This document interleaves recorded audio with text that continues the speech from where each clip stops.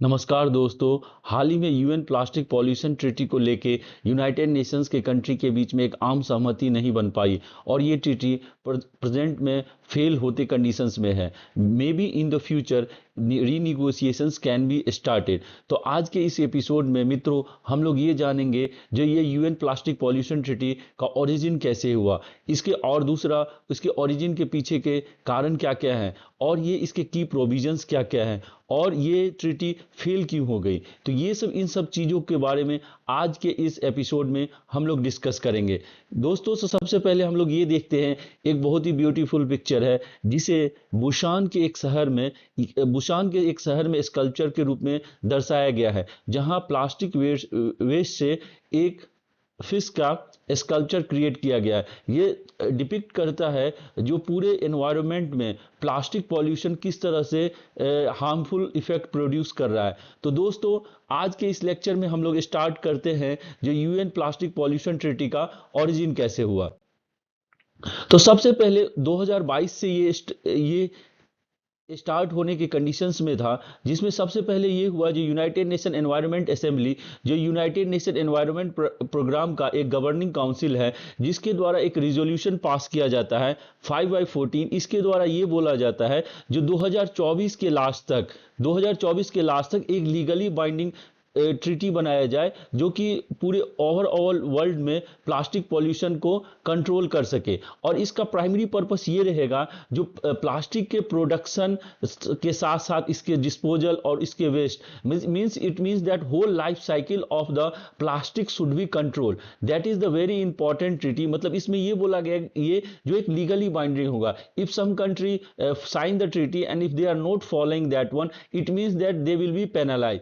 और ये इस ट्रीटी को लेकर अराउंड 175 कंट्री जो है रिसेंटली बुसान जो एक साउथ कोरिया का एक सिटी है वहां पे कलेक्ट हुए, जो इस लीगल बाइंडिंग ट्रीटी पे एक कॉमन कंसेंसस को क्रिएट किया जा सके। उसी के कारण इंटर गवर्नमेंटल निगोशिएशन कमेटी जो फॉर्म हुई थी उसका ये प्राइमरी पर्पस था जो सारे बाकी कंट्री के साथ कोऑर्डिनेट करके एक लीगली बाइंडिंग ट्रीटी को फॉर्म किया जाए। तो जो जब ये इंटर गवर्नमेंटल कमेटी फॉर्म हुई थी 2022 में, उसके द्वारा अभी तक टोटल 5 मीटिंग्स कंडक्ट करवाया गया है, जिसमें जो लास्ट वन था that was in the Busan and that's the reason sometimes you will see in the newspaper inter negotiation committee INC5, that is the fifth one which has coordinated with the different country in Busan। So ये treaty का ये timeline था जिसे United Nation Environment assembly के द्वारा form किया गया था, ताकि ये इंटर INC5 जो है एक लीगली बाइंडिंग ट्रीटी को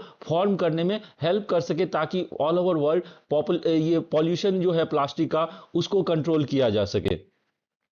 दोस्तों अब हम लोग ये देखेंगे जो अभी at present what is the conditions of the plastic pollution. मतलब ऐसा क्या इतना ड्रास्टिकल प्रॉब्लम है जिसके कारण इस तरह की ट्रीटी की रिक्वायरमेंट हुई। तो सबसे इंपॉर्टेंट जो लाइन है जो प्लास्टिक का जो प्रोडक्शन है it has doubled from the 2000 to 2019। मतलब अभी जो प्लास्टिक का प्रोडक्शन हो रहा है that is around 460 million ton. ये काफी ज्यादा है। और उसमें भी इंपॉर्टेंट ये है जो half of the production is happening in the Asia followed by the north America. और आज के डेट में 400 मिलियंस जो प्लास्टिक प्रोड्यूस हो रहा है उसमें सिर्फ 9% are recycle. It means that rest of all the plastic is only degrading the environment. तो ऐसे कंडीशंस में जब प्लास्टिक्स के कारण ग्लोबल एनवायरनमेंट पे काफी ज्यादा डिग्रेडेशन हो रहा है, एक ग्लोबल बाइंडिंग ट्रीटी की रिक्वायरमेंट है जो इस प्रॉब्लम को कंट्रोल कर सके। और एक इंटरेस्टिंग फैक्ट और है जो by 2015 there will be the more plastics in the ocean than the fish. मतलब ये सब दिखाता है जो हमारे एनवायरनमेंट पे किस तरह से प्लास्टिक्स पॉल्यूशन इफेक्ट कर रहा है और ये हमारे एनवायरनमेंट को कितना ज्यादा डिग्रेड और डिस्ट्रॉय कर रहा है।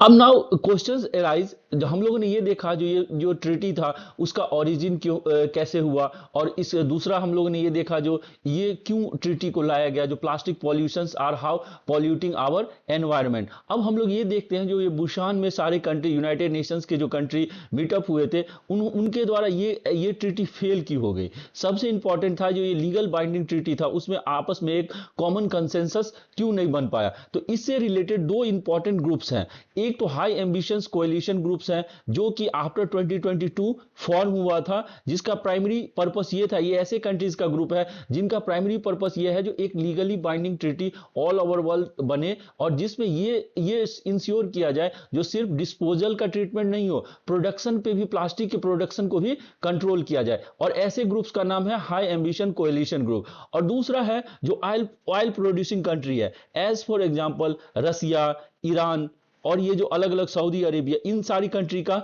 एक ग्रुप है जिसे कहते हैं ऑयल प्रोड्यूसिंग कंट्री ग्रुप्स। और इनका क्या प्राइमरी पर्पस है, जो ये जो हाई एम्बिशन कोएलिशन ग्रुप्स के द्वारा जो जो प्रपोजल्स दिए जा रहे हैं उसका अपोज करते हैं। तो ये हम समझेंगे पहले जो ऑयल प्रोड्यूसिंग कंट्रीज के क्या क्या रिक्वायरमेंट है, या वो इन सब चीजों को क्यों अपोज करते हैं। सबसे पहला रीजन जो है ऑयल प्रोड्यूसिंग कंट्रीज के का क्या है, जो इलेक्ट्रिक व्हीकल के आने से क्या हुआ, ऐसे ही ऑल ओवरऑल जो रिक्वायरमेंट है ऑयल का वो डिग्रेड हो रहा है, पहला फर्स्ट पॉइंट। सेकेंड पॉइंट ये है जो मोस्ट ऑफ द प्लास्टिक्स जो पूरे वर्ल्ड में प्रोड्यूस हो रहे हैं वो पेट्रोलियम प्रोडक्ट्स हैं, मतलब उनका की ingredients are based on the petroleum component. तो ऐसे में उनको ये लगता है यदि ऑल ओवर वर्ल्ड यदि प्लास्टिक के प्रोडक्शन को कंट्रोल किया जाएगा तो ओवरऑल इनका जो रेवेन्यू है वो डिग्रेड करेगा। तो ये they don't want that revenue should decrease. और ऑलरेडी उनके सारे इलेक्ट्रिक व्हीकल के कारण ऑयल प्रोडक्शन का रिक्वायरमेंट ऐसे ही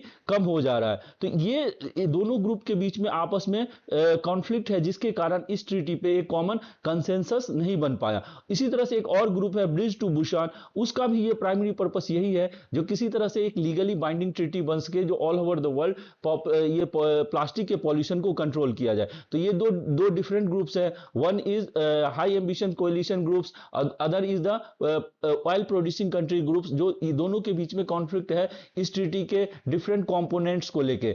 ऑयल प्रोड्यूसिंग कंट्रीज का कहना है जो there should be more focus on the retreatment of the plastic waste, मतलब इसमें ये होना चाहिए जो प्लास्टिक्स का प्रोडक्शन हो, लेकिन जब वो when it has become plastic waste तो उस समय में उसका रीट्रीटमेंट या रीयूज कैसे किया जाए उस पर फोकस होना चाहिए। लेकिन हाई एम्बिशंस कोएलिशन ग्रुप्स का कहना है जो नहीं, हमें प्लास्टिक के प्रोडक्शन को ही कंट्रोल करना होगा ताकि उसे वेस्ट के रूप में वो बन ही ना सके। तो ये प्राइमरी कॉन्फ्लिक्ट है between the oil producing country और हाई एम्बिशंस कोएलिशन ग्रुप, और इसी को लेके एक कॉमन कंसेंसस इस ट्रीटी को लेके अभी तक नहीं बन पाया है। जैसे ऑयल प्रोड्यूसिंग कंट्री का कहना है जो ये plastics are the fundamental material for sustainable economic growth, और ये treaty are focus on the waste management rather than the production limit. इन लोगों का कहना है जो वेस्ट मैनेजमेंट पे फोकस होना चाहिए न कि प्रोडक्शन लिमिट पे। So these are the some of the key issues between the oil producing country and high ambitions coalition groups.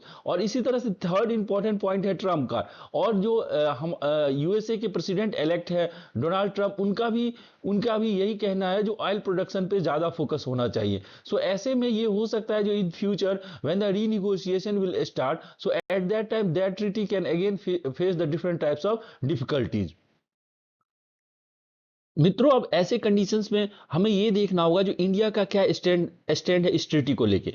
तो इंडिया का जो फर्स्ट इंपॉर्टेंट है, इंडिया का कहना है जो ये जो ट्रीटी फॉर्म हो रही है वो किसी और ट्रीटी के साथ ओवरलैप नहीं हो। इससे क्या होगा, जो अकाउंटेबिलिटी फिक्स करने में डिफिकल्टीज होगा। सेकेंड इंपॉर्टेंट पॉइंट जो इंडिया का ऑलवेज स्टैंड है जो common but the differential responsibility and sustainable production and consumption, मतलब common but differential responsibility. It means that goals should be the same, but the different types of finances or the different types of technology transfers should be done by the developed country to the developing country, और तभी ये legally binding treaty possible है। So India का ये stand है जो कोई भी ट्रीटी फॉर्म हो रही इट्स ओके, बट लेकिन उसमें ये चीजें सब इंपॉर्टेंट है जो टेक्नोलॉजी का ट्रांसफर किया जाए डेवलप्ड कंट्री के द्वारा डेवलपिंग कंट्री को, साथ में जो फाइनेंसेज हैं वो डेवलप्ड कंट्री के द्वारा डेवलपिंग कंट्री को दिया जाए।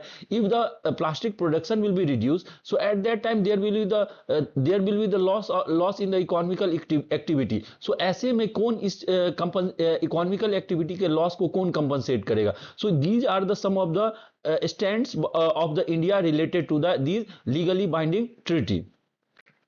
नाउ दोस्तों हम लोग एक क्वेश्चंस को लेते हैं, that is the consider the following statement related to United Nation Environment Assembly. तो ये क्या है, United decision making of United Nation and composed of, ये statement is correct because United Nation Environment Programme जो 1972 के द्वारा फॉर्म हुआ था, उसी का एक ये गवर्निंग काउंसिल है, और ये फॉर्म कब हुआ था, 2012 में, यूनाइटेड नेशन एनवायरनमेंट असेंबली। और सेकंड स्टेटमेंट है इस मीट्स एनुअली, तो ये सेकंड स्टेटमेंट इनकरेक्ट है, ये एक्चुअली बाई एनुअली 2 साल पे इनकी मीटिंग होती है। थर्ड स्टेटमेंट है United Nation Environment Assembly was established at United Nation Conference on Rio +20 with the objective of the strengthening global environment governance, ये third statement is correct. Is non legally binding agreement forum that lacks the authority to adopt binding environment treaty, तो ये statement incorrect है। It is true that it is non legally binding forum, लेकिन इसका मतलब ये नहीं है जिसके पास अथॉरिटी नहीं है बाइंडिंग एनवायरमेंटल ट्रीटी, तभी तो वो United Nations plastic pollution treaty को लेके ओवरऑल वर्ल्ड में उसको लेके अडॉप्ट करने के लिए सभी कंट्री को फोर्स कर रहा है। So the only 2 statement are correct, 1 and 3, so the right answer will be the D. मित्रों, thank you for listening to this episode, we will meet soon.